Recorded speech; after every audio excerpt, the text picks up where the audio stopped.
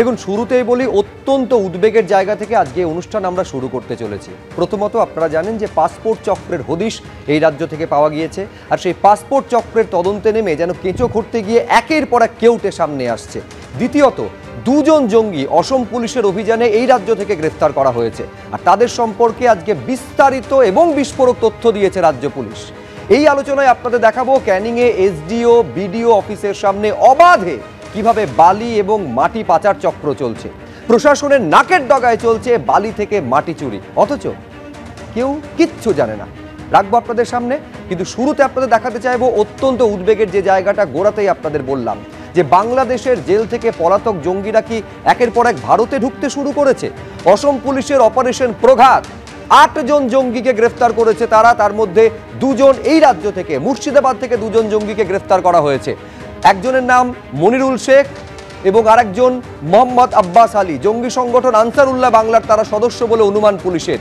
এই জঙ্গি সংগঠন আল কায়দা শাখার সংগঠন বাংলাদেশের আনসারুল্লাহ বাংলা, অর্থাৎ এদের আল কায়দা শাখা সংগঠন হচ্ছে এই আনসারুল্লাহ বাংলা।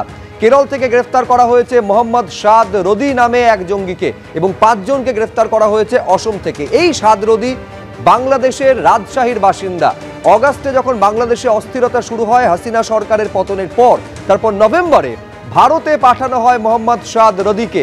এই জঙ্গি সংগঠন আনসারুল্লাহ বাংলার প্রধান জসিমউদ্দিন রহমানির ঘনিষ্ঠ মোহাম্মদ ইসরাতের নির্দেশেই তার ভারতে অনুপ্রবেশ। অসম এবং বাংলায় স্লিপার সেল তৈরির ছক কষছিল ধৃত জঙ্গিরা। আমি এইখানে আপনাদের দেখাতে চাইবো, শুরুতে যেটা বলছিলাম যে বিস্তারিত এবং বিস্ফোরক তথ্য রাজ্য পুলিশের তরফে দেওয়া হয়েছে। রাজ্য পুলিশের এডিজি সাউথ বেঙ্গল তিনি কি বলেছেন, এই যে 2 জন জঙ্গি যাদের অসম পুলিশ আমাদের রাজ্য থেকে মুর্শিদাবাদ থেকে গ্রেফতার করেছে তা নিয়ে দেখুন। 8 জনের এই স্লিপার সেল ছিল, যারা 3টি রাজ্যে কাজ করছিল, পশ্চিমবঙ্গ, আসাম এবং কেরালা। এই আনসারুল্লাহ বাংলা টিম, যাকে এবিটি বলছি, তাকে আনসার আল ইসলাম বাংলাদেশ বা আনসার বাংলাও বলা হয়। এটি একটি নিষিদ্ধ ইসলামিক জঙ্গি সংগঠন। 2013 থেকে 15-র মধ্যে একাধিক দেশে এটা নিষিদ্ধ করা হয় এই সংগঠনের কার্যকলাপ। যে যে দেশগুলিতে এই সংগঠন নিষিদ্ধ আছে সেটা হলো বাংলাদেশ, ভারত, ইউনাইটেড কিংডম মানে ইংল্যান্ড এবং মার্কিন যুক্তরাষ্ট্র। এই সংগঠনটি একাধিক ব্লগারকে হত্যা করেছে 2013 এবং 15-তে। একটি কুখ্যাত ব্যাংক ডাকাতি, যাকে আমরা আশুলিয়া ব্যাংক রবারি বলা হয় বাংলাদেশে, আপনারা খোঁজ করলে পাবেন, তাতে এরা যুক্ত ছিল। এবং এরা এই স্লিপার সেল, তার উদ্দেশ্য ছিল ভারতবর্ষে নাশকতামূলক কাজকর্মে উদ্বুদ্ধ করা স্থানীয় যুবকদের, এবং যাতে তারা এই সংগঠনে যোগ দেয়।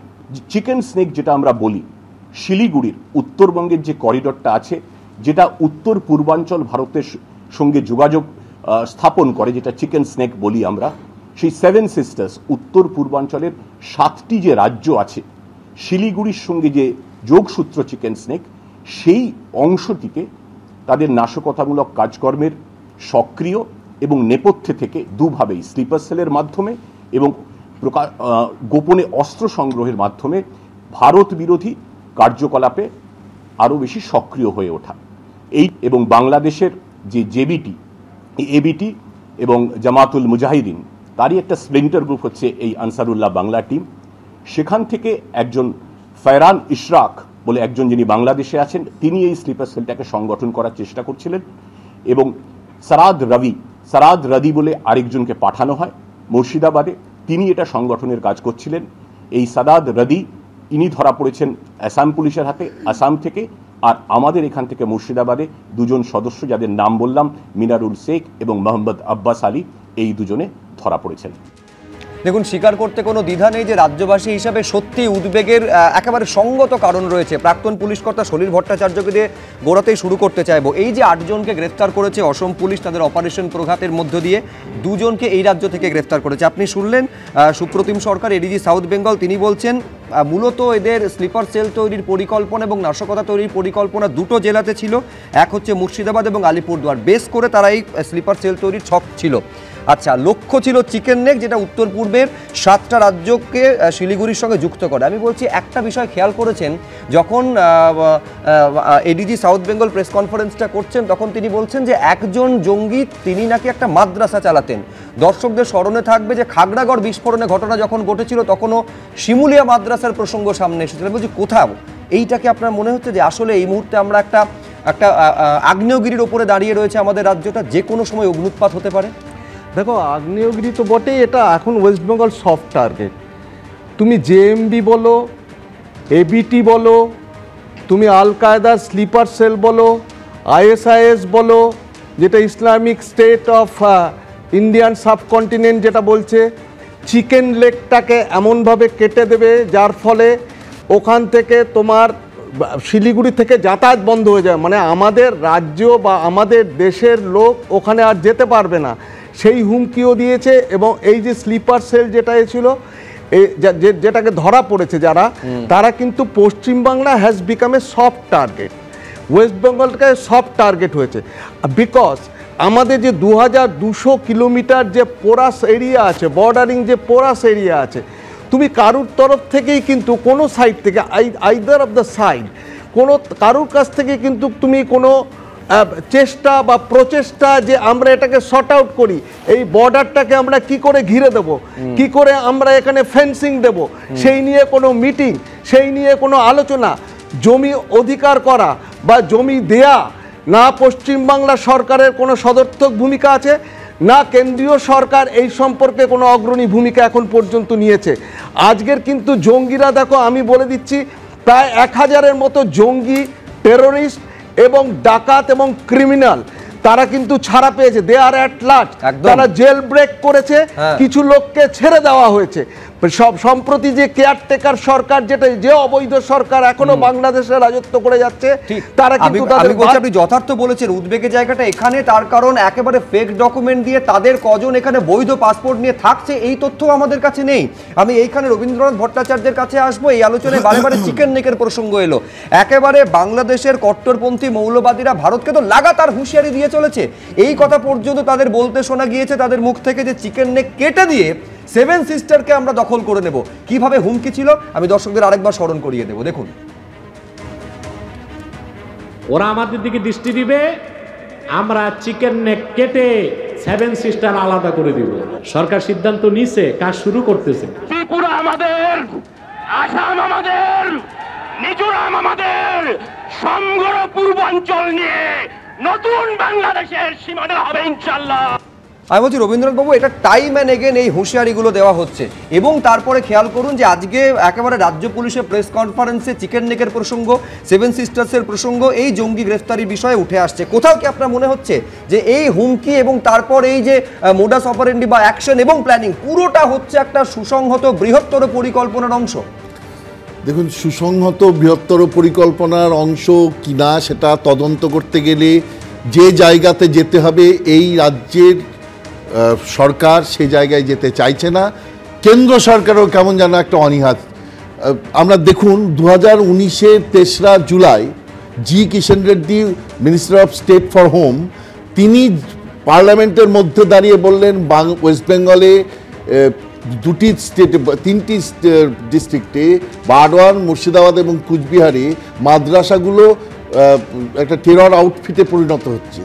তারপরে কিছু হয়েছে, এগুলো চেক করার ব্যবস্থা হয়েছে যে কোথায় কোথায় মাদ্রাসা হচ্ছে, কেন, তার কোনো খবরাখবর নেওয়ার কোনো চেষ্টা হয়েছে? মাদ্রাসা হবে, ভালো কথা, হোক না, শিক্ষার জায়গা হোক, সেটা জঙ্গির কার্যকলাপ হচ্ছে কিনা সেটা দেখবার দায়িত্ব তো রাজ্য সরকার এবং কেন্দ্র সরকারের। কোনো সে চেষ্টা হয়নি। দেখুন, বাংলাদেশের বর্ডার ঘিরে 952 কিলোমিটার বর্ডার বাংলাদেশের সঙ্গে পশ্চিমবঙ্গের আছে। বলতে চাচ্ছেন খাগড়াগড় থেকে কার্যত কোনো শিক্ষা নাই, কোনো শিক্ষা নাইনি, এবং 952 কিলোমিটার বর্ডার আজ কত বছর ধরে পড়ে আছে, যেটা নিয়ে বলা হচ্ছে নাকি জমির একটা জটিলতা। আরে জমির জটিলতা কাটিয়ে এসব জায়গায় তো জমি অধিগ্রহণ হয় না। কত কত কত জমি অধিগ্রহণ হচ্ছে, এইরকম একটা ন্যাশনাল সেন্সিটিভ ইস্যু, তাদের টাকা দিলেই তারা চলে যেতে পারে। কিন্তু কেন করা হচ্ছে না, কিন্তু কেন করা হচ্ছে না এইটা মাথায় রাখতে হবে। তার মানে কিছু একটা ব্যবস্থা আছে যাতে ওইখান থেকে ইনফিল্ট্রেশনের রাস্তাটাকে উদ্বেগের জায়গাটা নিঃসন্দেহে আমি বলছি, যেখানে রাজ্য সরকার এবং কেন্দ্রীয় সরকার যৌথভাবে এই বিষয়টা সীমান্তকে আরো বেশি সুরক্ষিত করা, ফেন্সিংটাকে আরো বেশি বাড়ানো অত্যন্ত প্রয়োজন, সেইখানে তাদের সদিচ্ছা নিয়ে প্রশ্ন তুলছেন রবীন্দ্রনাথ ভট্টাচার্য। কিন্তু হুমকি বাংলাদেশের থেকে বারে বারে এসেছে। শঙ্কুদেব পণ্ডের কাছে যাওয়ার আগে দেখাতে চাইবো হুমকি একেবারে অন্তর্বর্তী সরকারের যিনি প্রধান উপদেষ্টা তার তরফ থেকেও এসেছিল। দেখুন,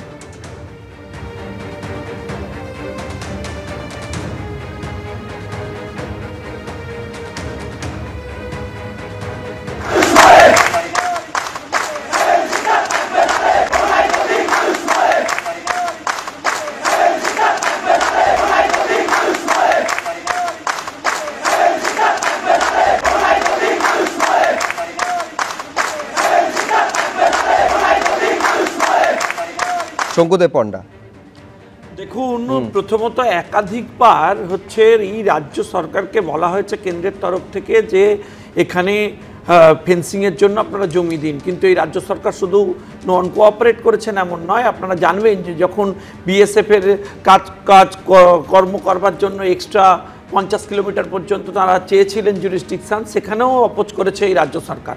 এবং আপনি দেখুন, লক্ষ্য করে দেখবেন যে এই সন্ত্রাসবাদী যারা বাংলাদেশ থেকে পালিয়ে আসছেন তারা স্বর্গরাজ্য মনে করছেন পশ্চিমবাংলাকে। এবং জমি পাওয়া যাচ্ছে না, এটা কি তোমার অভিযোগ নাকি বিএসএফ এর তরফে অভিযোগ? বিএসএফ এর তরফ থেকে একাধিকবার অভিযোগ হয়েছে যে স্যার কিছুক্ষণ আগে বলছিলেন না যে মাদ্রাসাকে হচ্ছে পর্যবেক্ষণে নিতে হবে, স্টেট সাবজেক্ট, স্টেটের ইনপুট থাকা উচিত।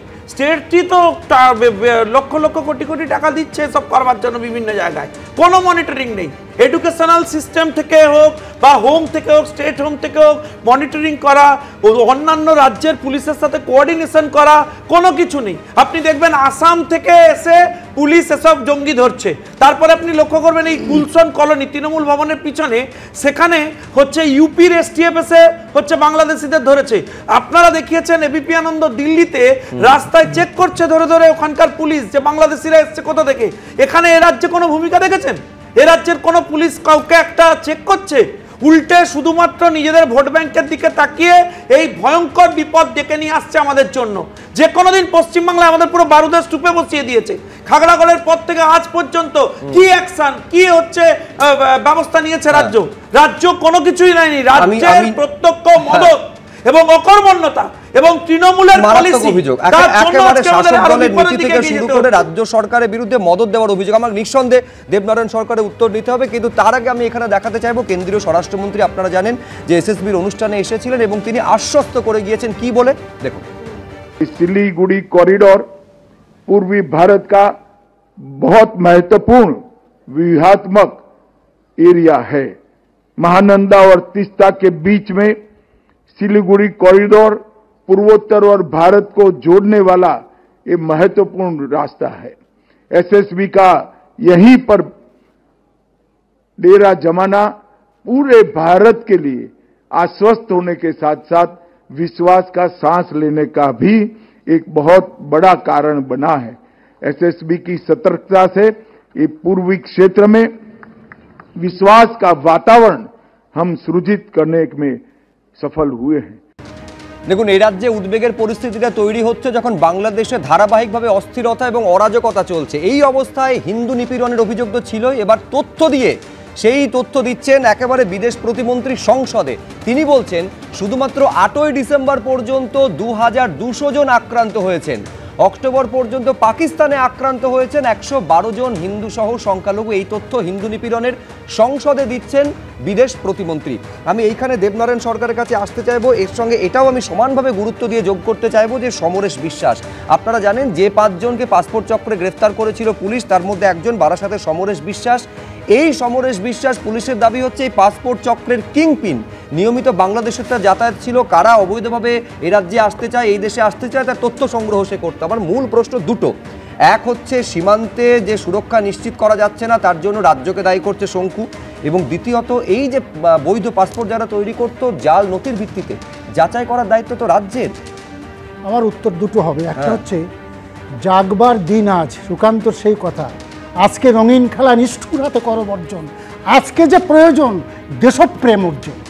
তা দেশপ্রেম আজকে শুনুন, শুধু পুলিশ, বিএসএফ, ইন্টেলিজেন্স ব্রাঞ্চ হবে না, জনগণকে সতর্ক থাকতে হবে, প্রত্যেকটা জনগণকে। আসুন কথাটা বলি, প্রত্যেক বলি, আমার বারবার বলছি, মানে প্রত্যেক জায়গায় জনগণকে সতর্ক থাকতে হবে।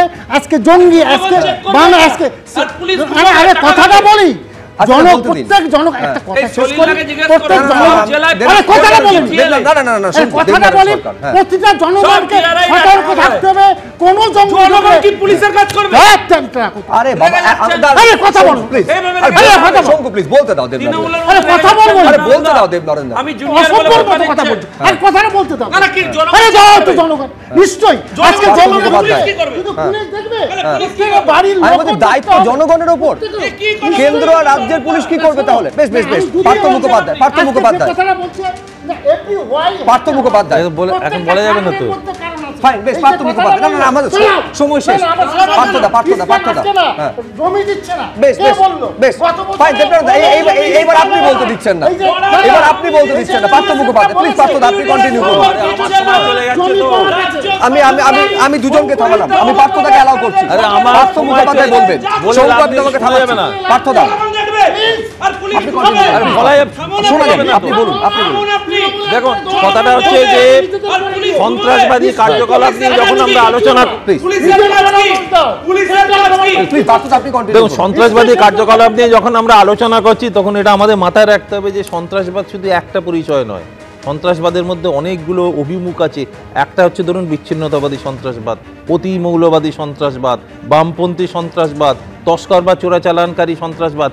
আমাদের এখানে সমস্যাটা হয়ে গেছে, আমি এই মুহূর্তে বামপন্থী সন্ত্রাসবাদটা আমি আপাতত বাদ দিচ্ছি, কারণ যে অঞ্চলগুলো নিয়ে আমরা আলোচনা করছি এখানে হয়তো এই মুহূর্তে বামপন্থী সন্ত্রাসবাদ অতটা হয়তো আমাদের পয়েন্ট নয়, কিন্তু যে বিচ্ছিন্নতাবাদী, অতি মৌলবাদী এবং চোরাচালানি, এই যে সন্ত্রাসবাদ, এই তিনটে কিন্তু একটা বিন্দুতে এসে মিললে সে যে ভয়ঙ্কর অবস্থা হবে সেটা আমরা কেউ কল্পনা করতে পারছি না। সে আনসারুল্লাহ বলুন, বাংলা ভাই আমরা দেখেছি, জামাতে ইসলামী বলুন, হারকাতুল জিহাদ আল ইসলামী বলুন, কামতাপুর লিবারেশন ফ্রন্ট বলুন। আমি চোরাচালানের অংশটা তুলে নিয়ে বিরতির পর এ রাজ্যে কিভাবে সেই চোরাচালান এবং পাচার চক্র রমরমিয়ে প্রশাসনের নাকের ডগায় চলছে দেখাবো।